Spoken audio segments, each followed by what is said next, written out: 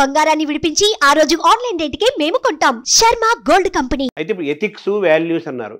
ఈ మాటలు వినడానికి ఇప్పుడు ప్రస్తుత కాలంలో ఇవి చాలా బరువుగాను, పెద్దగాను, సత్యదూరంగాను అనిపిస్తున్న మాటలు కదా.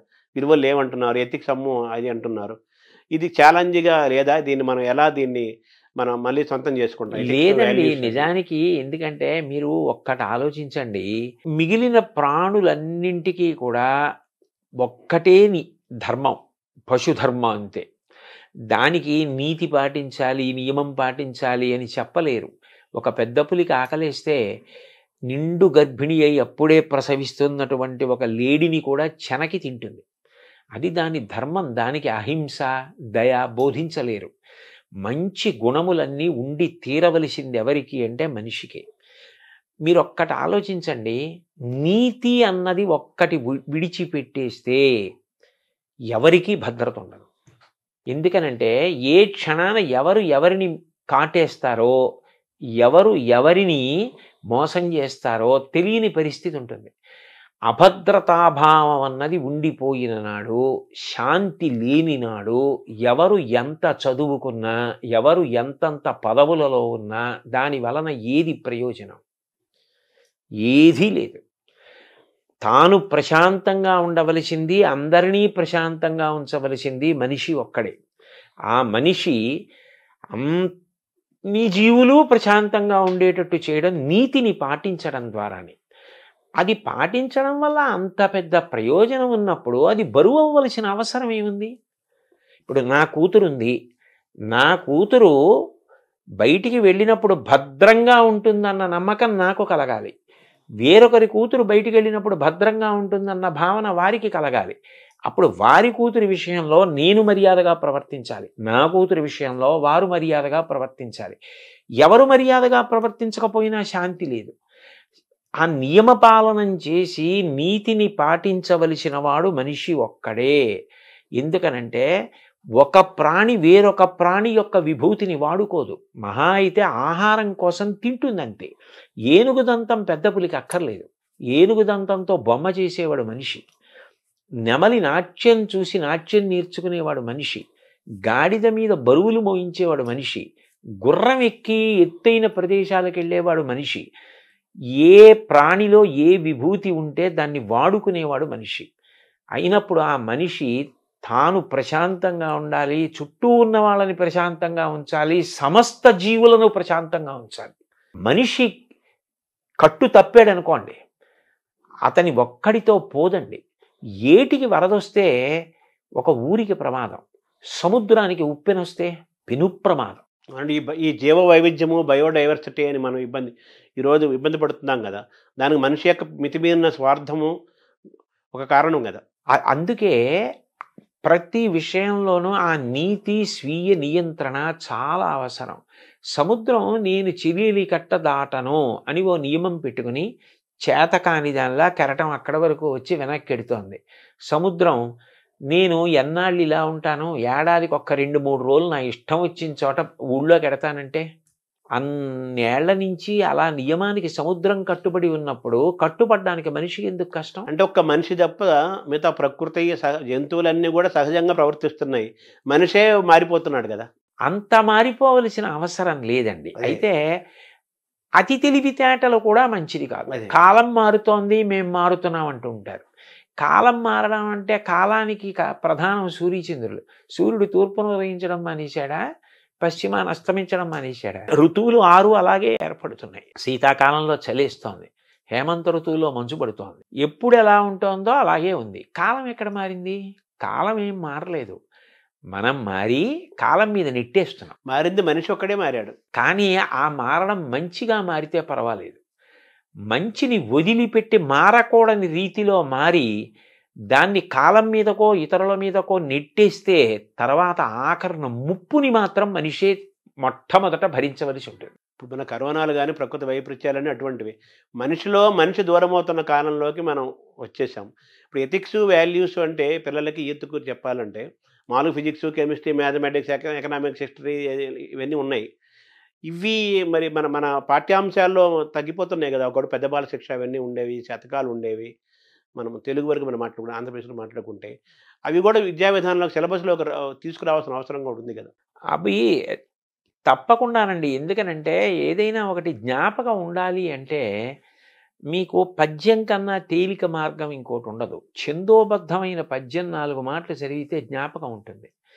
ఇప్పుడు మీరు నైతిక విలువల గురించో లేకపోతే వాళ్ళు జీవితంలో పాటించవలసిన మౌలికమైన నీతి గురించో మీరు ఎంత ప్రసంగం చేసినా అప్పటికి వాళ్ళు పట్టుకున్న కాలక్రమంలో అది విస్మృతికి గురైపోతుంది. ఒక పద్యం అనుకోండి, వాళ్ళకి ధారణలో ఉంటే వాళ్ళు ఎప్పుడు ఏ సందర్భాన్ని ఎదుర్కోవలసి వచ్చినప్పుడు పద్యం స్ఫురణకొస్తుంది. పద్యం స్ఫురణకొస్తే అందులో ప్రతిపాదింపబడిన విషయం గుర్తొచ్చి వాడు ఏది చెయ్యాలో ఏది చేయకూడదో నిర్ణయించుకుంటాడు. అందుకని అటువంటి పద్యాల సమాహారంగా కొంత పాఠ్యాంశంగా ఒక పాఠ్య ప్రణాళిక ఉండి తద్వారా ఈ నైతిక విలువలు పిల్లలు నేర్చుకోవడం అన్నదానికి అవకాశం కలిగితే బాగా స్పష్టత ఉంటుంది. పిల్లలు కూడా బాగా పట్టుకోగలుగుతారండి, వాళ్ళు ఊంచుకోగలుగుతారు, తెలుసుకోగలుగుతారు. అంటే ఇటువంటి విద్యా విధానం రావాల్సిన అవసరం ఉంది కదా, దాన్ని దూరం అవుతున్నాం కదా ప్రస్తుతం ఉన్న వాతావరణం. అది దిద్దుకోవడమేనండి. అదే దాన్ని దిద్దుకుని ఏది చేస్తే పిల్లలకి మంచి జరుగుతుందో అది చేస్తే సరిపోతుంది. తర్వాత గురు శిష్య పరంపర కూడా, గురు శిష్య సంబంధాలు అనేవి చాలా ముఖ్యమైనవి, ముఖ్యంగా పిల్లలకి యూత్కి వాళ్ళకి ముఖ్యమైనవి కదా. ఇప్పుడు గురు శిష్య సంబంధాలు అంత ఆరోగ్యకరంగా లేవు. గురువు అనే మాట చాలా సుదూరంగా వినపడుతున్న మాట. మనకు పాఠాలు చెప్పే టీచర్లు కనిపిస్తున్నారు, లెక్చరర్స్ కనిపిస్తున్నారు, ప్రొఫెసర్స్ కనిపిస్తున్నారు, కానీ వాళ్ళని మార్గదర్శనం చేసే గురువు అనే వాడు, పాఠాలు చెప్పిన వాళ్ళందరూ గురువులు అవ్వరు కదా. అవును, ఎవరైతే మార్గదర్శనం చేశాడో వాడు గురువు అవుతారు, మిగతా అంతా ఒక టీచర్లు, లెక్చరర్లు, ప్రొఫెసర్లు. గురువుల అవసరం ఈ జాతికి అవసరం ఉంది.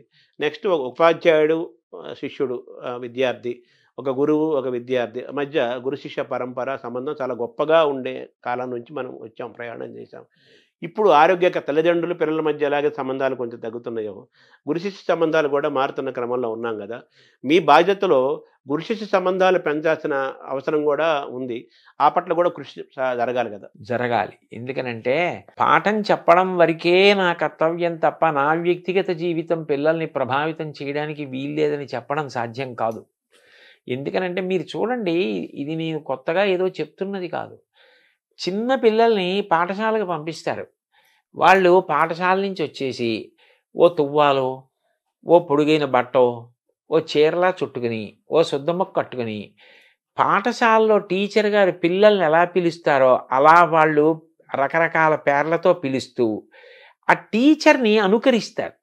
బోర్డు మీద రాస్తున్నట్టు, ఏయ్ SIT down, don't make noise అని ఆ పిల్లలు ఎవరో ఉంటారు స్కూల్లో, ఏ హంసిని డోంట్ టాక్, అలా ఆ టీచర్లో పరకాయ ప్రవేశం చేసి వీళ్ళు టీచర్ని అనుకరిస్తూ ఇంట్లో టీచర్ ఆటను ఆడుకుంటారు. ఇంట్లో టీచర్ ఆట ఆడుకోని పిల్లలు నేను చూడాల, ప్రతి పిల్ల ఆడుతుంది. అంటే అంత తొందరగా చిన్నప్పటి నుంచి ప్రభావితం చేసేది ఎవరు అంటే పాఠం చెప్పేటటువంటి గురువు. గురువు వ్యక్తిగత జీవితం కూడా శిష్యుడి మీద అంత ప్రభావం చూపిస్తుంది. ఆయన నైతిక విలువలు, ఆయన మార్గదర్శనం చేసే విధానం, ఆయన ఉద్ధాన పతలాలు ఎదుర్కొన్న తీరు, ఆయన ఎలా విలువలకు కట్టుబడతాడు అన్నది పిల్లల్ని చాలా ప్రభావితం చేస్తుంది. అందుకని మనం ఏ వస్తువుని ముట్టుకుంటున్నాము అన్నదాన్ని బట్టి ముట్టుకుంటున్న వాడికి కూడా దానికి తగినటువంటి రీతిలో ఉండవలసిన అవసరం ఉంటుంది.